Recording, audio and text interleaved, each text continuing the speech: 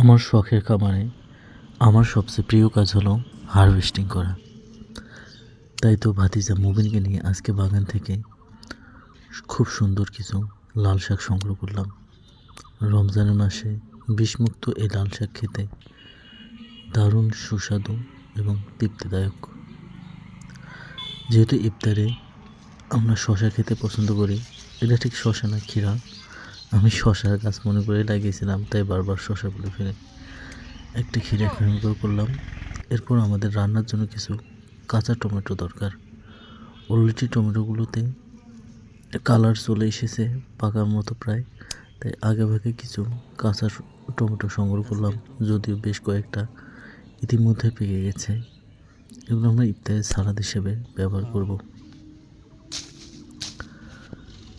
বাগানে এই টমেটো গাছগুলো তেমন যত্ন করা না হলেও মাশাআল্লাহ টমেটো এসেছে প্রচুর পরিমাণে। এরপর আমি কিছু পুঁই শাক সংগ্রহ করলাম। আলহামদুলিল্লাহ পুঁই শাকের চেহারাও যথেষ্ট ভালো হয়ে গেছে। যদিও এগুলো সাথী ফসল হিসেবে করা, পেঁয়াজ ও মরিচ খেতে এগুলো তেমন যত্ন করা হয়নি, কিন্তু আলহামদুলিল্লাহ আল্লাহর রহমতের বৃষ্টি পেয়ে খুব সুন্দর পুঁই শাক হয়েছে। এরপর আমার বাগানের একটা গাছ থেকে কলার মোচা সংগ্রহ করলাম। যেহেতু অলরেডি যথেষ্ট কলা বের হয়েছে, এটা পাকোড়া খাবো ইফতারের সাথে।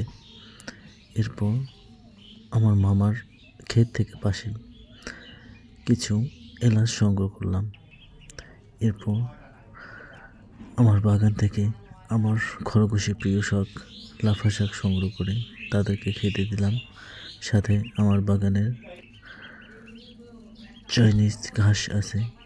এর পাশাপাশি আমার খাকি ক্যাম্বল পরীক্ষামূলক যে ঘাসগুলো আছে, তারাও এই ঘাসগুলো কচি পাতা খেতে অনেক পছন্দ করে।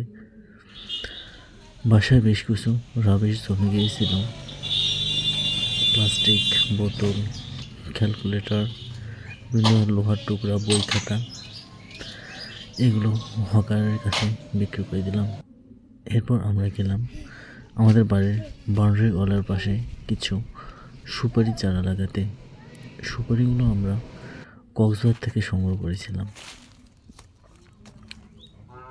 এগুলো বাসার এক পাশে রেখে চারা করেছি, এখন এগুলোকে বাসার বাউন্ডারি ওয়ালে দিতেছি। এরপর আমাদের গরুর জন্য যেহেতু ঘাস ও ভুট্টা আমরা প্রচুর পরিমাণে খাওয়াই, তাই পাশে একটা জমিতে কিছু অংশ শাক করা হয়ে গিয়েছিল। এখন সেখানে আমরা ভুট্টার দানা ফেলে দিচ্ছি।